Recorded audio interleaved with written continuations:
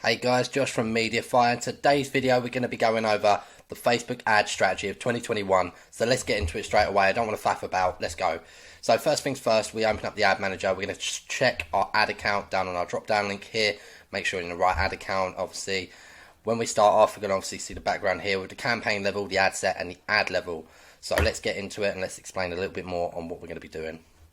We're going to load it up first of all, and there's many of options that we're going to face for a campaign objective. So when we decide on the campaign objective, what we're basically doing is telling Facebook what we want them to optimize our campaign for. Do we want brand awareness? Do we want traffic? Do we want engagement? Or do we want sales? Predominantly, you're going to be using conversions most of all. However, you can still use like engagement or traffic, to bring in that extra bit of traffic or engagement to get some social proof on your ad in general. But let's just go in for conversion straight away. And as we come down here into the campaign name, I'm going to type here. Let me get rid of that. Right, phase 1, because this is what we're going in. Phase 1 test, and then here you're going to have your product name. Obviously leaving this blank in a minute because our ad set name, we don't know what our interest targeting is yet. So let's just go in with that. We hit continue onto that now. There we are. Right, cool. So straight away down here, obviously you're going to put no categories. There's no special ad categories or political or election ads that we're doing. This is strictly ecom. So down on further along, just going to leave this for conversions, leave that all blank. Leave the A/B testing alone. We don't really have to A/B split test anything. But here we've got campaign budget optimization. So for people that are currently on this video and are not too aware of the differences, we've got campaign budget optimization and ad set budget optimization. So the main difference between them both is the ad set budget will have a specific spend per day on it, as of the CBO will have a specific spend on it each day as well. But what it will do with a CBO is all the ad sets within that will predominantly find the best performing one. So sometimes it can be a little bit biased, hence we want to run ABO or CBO to see what performs better anyway. But first of all, I always love to test ABO. Why? Because all my ad sets get an accurate measurement spent on them, and I can actually see what's predominantly working and what's not working. So for now, we're going to leave this off. We're just going to gather some data. So cool. Ad set name again, obviously going to leave this blank. So guys, this is a blank ad account, so just to let you know, I don't have a pixel set up on it.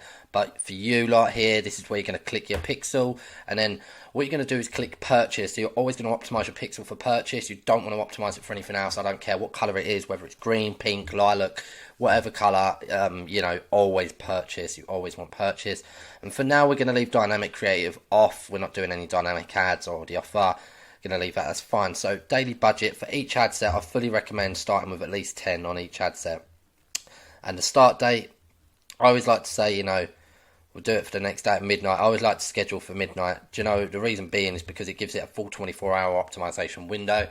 There's no point. Sometimes you'll find if you don't schedule your ad, what will happen is it could spend your daily budget. Let's say it goes live at 10 p.m. Then it spends your daily budget within them 2 hours and it has to reset. So the whole optimization is just out the window from there. So straight away, straight down, we're going to come along to audiences. Now, obviously, we're not going to have any saved audiences for this. We are going to change our first port of call. Is going to be changing locations. So what we're going to do is get rid of UK. And what I'm going to do is add locations in bulk. Now, if you need the e-packet country list, comment down below and let us know. But yeah, let's get into this. So what we're going to do is go countries, and from here we're going to copy and paste all of these countries that are in it. These are the e-packet countries. It's going to match the locations up. However, it's going to come back with a few that we don't really need, which is like the Åland Isles, French Polynesia. Yep, don't need that. St Bartholomew, don't need that. French Southern Territories, no. Scroll down a little bit more. Netherlands Antilles, no, don't need that. And we don't need the Lion Islands. There we are, cool. Other than that, so we're left with 42. We're going to add them all in. The reason being we're going to leave this broad is because we need to collect data. There's no point in saying just aim this for one country only. So many people will tell you just go for one country first and then scale out. But sometimes in the testing phase, it's better to do this because then you get a bit more of an understanding of what's really working and what's not. You might say, oh, okay, by the end of phase 1, you can go, right, I've got Australia performing really well, I've got Belgium performing well. That's when you can start cutting off certain countries that are not working. So leave it broad. And the same with ages, guys. You know, I like to normally leave it. However, like, you know, 18 to 65 is good, but the majority of the times I always do 21 to 65. I find I get better performance through there on testing. And the same again with genders. I always leave this open, always, unless it's like a beauty product and you know full well this is going to be purchased by women, then obviously women. And then just down on here on detailed target expansion, this is where you're going to put your targeting interest. So let's just say, for example, my product is a pet toy. Let's just say I'm going to go for dog because it's a dog pet toy. I'm just going to type in the word dog here, and let's say, for example, I'm looking for a broad audience size. So sometimes using a common interest is good to use, but, you know, sometimes outside use different interests, but always make sure they're not job titles. You always want to make sure they're interests. Let's just say, for example, let's just jump into it and use dogs, for example. So as we can see here, the audience size is absolutely ridiculous. So the reason being is because we've got detailed target expansion turned on. Always, guys, I fully recommend turn this off. It's basically Facebook burning money for you, so always to get that turned off. So also you can see there, dogs is a bit broad, so I'm going to come down a little bit more. Let's just say, let's go for pet store. Let's just go for pet store. Let's get rid of dogs, see what's going on there. Perfect. So reason being, guys, you can see here 58 million. I always love to go broad, so when you're testing, remember anything from 10 million to 100 million is good. I see a lot of ad accounts, and the main reason why you've got ad sets in there of like 200k audience sizes, you can't reach that, you know, you can't get the potential of that. You know, as you scale further down the line, what you're going to do is duplicate multiple ad sets and a CBO as you go down further down the line, and then what's going to happen is this audience size here now, because you've duplicated so many ad sets, you can reach different ad pockets within that audience, if that makes sense. So it's important to remember that. And again, down here, for example, we're going to have all languages. What you're going to do is put this to English all.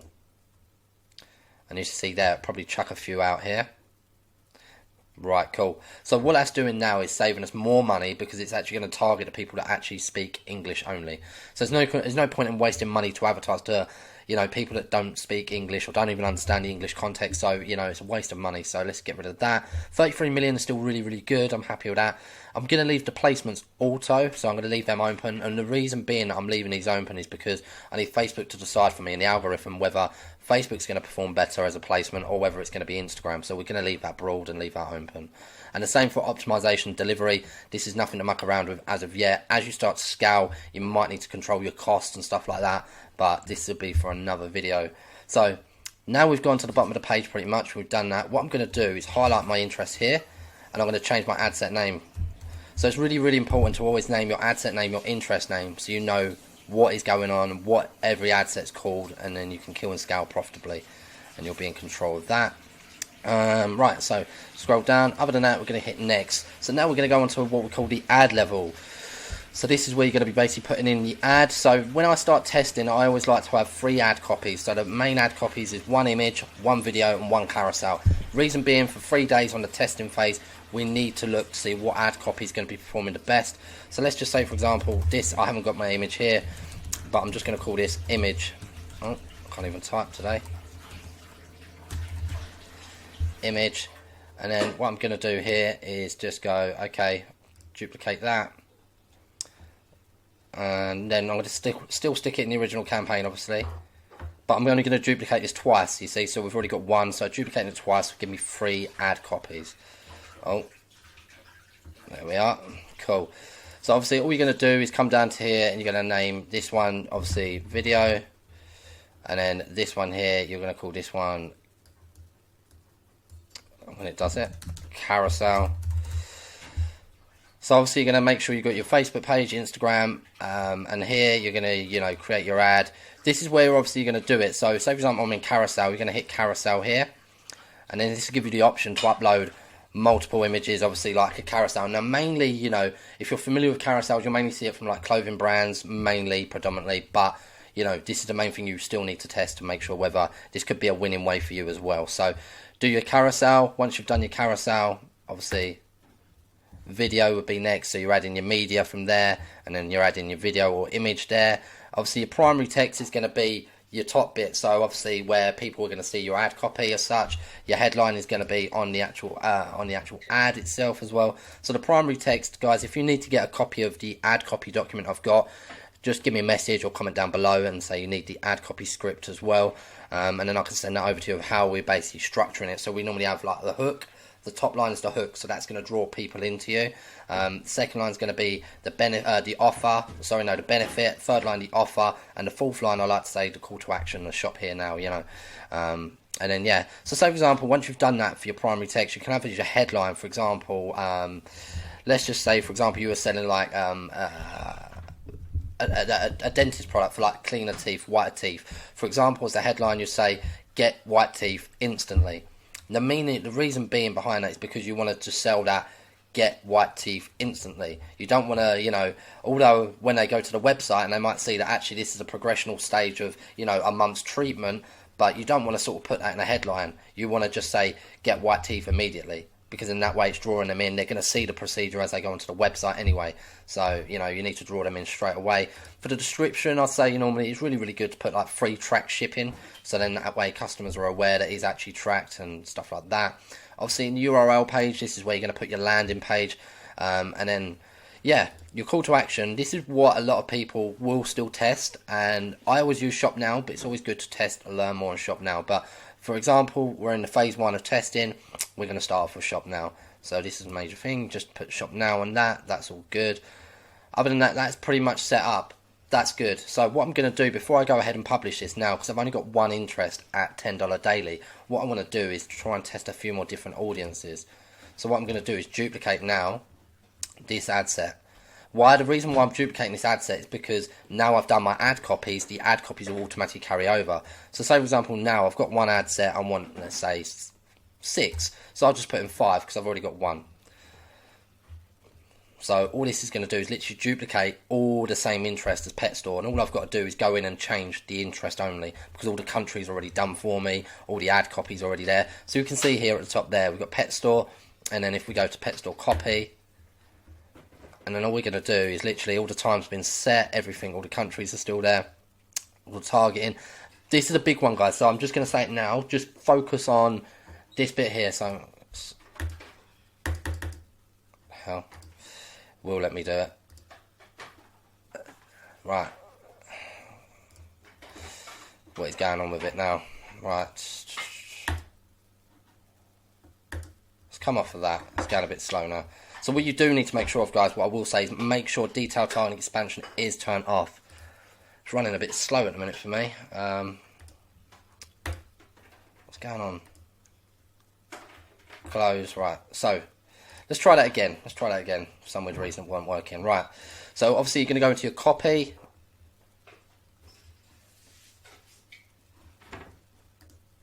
There we are. So you're just going to untick that and make sure in all of them, make sure every single one is changed. So for example here, what I'm going to do is use a similar interest. Let's go, okay, now we're targeting Pet Store. We can target the interest Pets at Home. It's a big brand, so people that are interested in Pets at Home, they're going to get targeted with this ad now. So there we are, Pets at Home. Let's see the audience size of that. 16 million, I'm happy with that. So what I'm going to now do is copy that interest. I'm now going to stick it up the top. And this is what you're going to do for every ad set, guys. You're just going to go into it. Bear with me because mine's running really slow. And same again, we notice detailed targeting expansions turn on. Cool. I'm going to go into there. Let's just say, let's just go dog training. Let's go dog training. Now, there is no wrong or right answer to a specific interest in regards to things. So this is what a lot of people saying to me, like, how do I know I'm picking the right interest? So this is something you've got to test. So in a minute, when I say we'll publish the ads, I'll go over all the metrics with you on what we're going to do and how we're going to keep an eye on this. So for now, just follow along and take note on what I'm doing. So we're going dog training. We've got 36 million in there. Same again, guys, copy and paste. Scroll all the way up. Cool. Let's just pretend I'm all done now, right? Let's say we've done that. All these ad sets and all the ads are ready. So we're going to hit publish. We're going to publish that. Obviously, I haven't got cards saved to it for now, so I'm just going to leave it as a draft. So now that's all done. Right, so the main thing as well, guys, what you want to do is adjust your columns. So you want to come along into your columns, and obviously it's going to be automated for performance at default. You just want to customize this. Now, obviously, depending on, first of all, you're testing carousel, image, and video. when you go into phase 2, you might not be able to keep an eye on like video views if your image is the one that's winning. So be mindful of that. So for example, let's go, the main metrics we need to keep an eye on is CPC, CTR, CPM,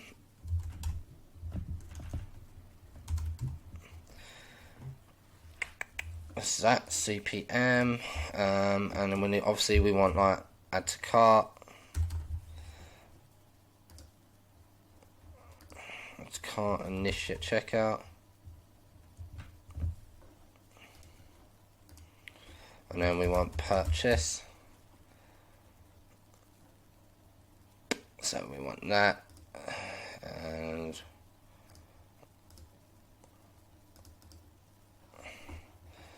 boom. So actually, tell a lie, what I'm going to do, because for now we're testing video, is I need to, you know, keep an eye on video plays for 50%, 75 and 95 overall. Right, so let's put them up there. You can obviously play around with this, guys, to where you want your metrics.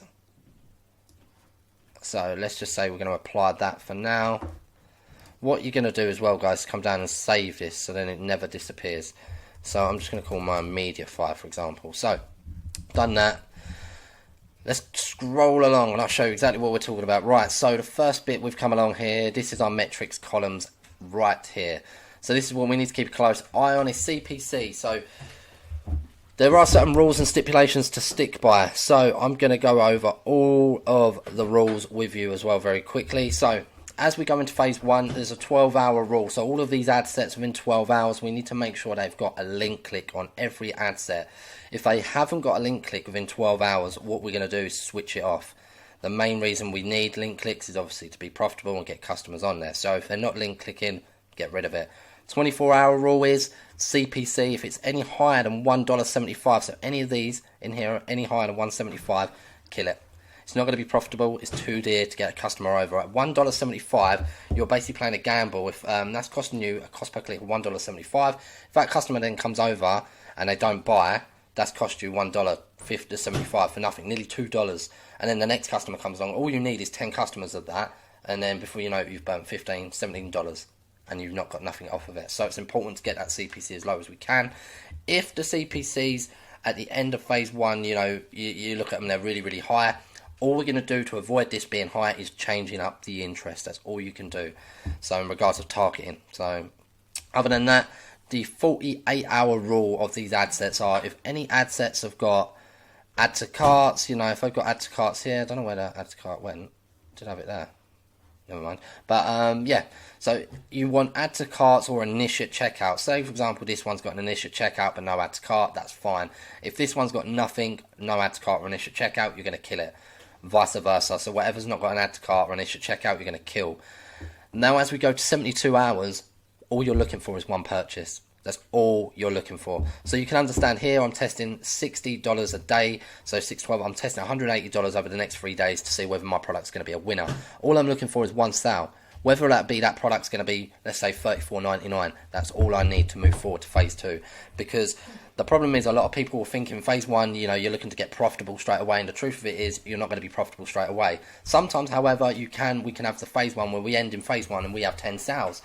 Could be like that, and that'd be absolutely brilliant if that's you. Every story is different, so there's no right or wrong answer. I can't say, you know, you're going to have 10 sales, you're going to have 5, you're going to have 3. You know, the main point of the rule is to stick within these rules, because as you go from phase 1 to phase 2 to phase 3 and onwards, you become more profitable as you go down the funnel. So for now, one sale. But as that, you know, just keep an eye on them metrics, guys. Remain consistent. And obviously the most important metric is your ROAS. So you need to make sure you're profitable. So you need to measure a metric called your break-even ROAS. So as we go out of phase 1, this is where you're going to keep a close eye on your break-even ROAS. So how you calculate that is basically your store product price. So whatever you're selling your product on your store to your customers for, is you want to get that number and then divide it by your profit margin. So let's do something now. Let's just say, for example, my product price is $39.99 and my profit margin is $14.99. When I divide that, I get 2.66777. Ignore all that long number. Just put 2.6. That is your break-even ROAS. So here, if your ROAS isn't any higher than 2.6 as we're going along, like phase 2, phase 3, you're running unprofitable. So that's the main thing. You'll know when to kill and scale profitably.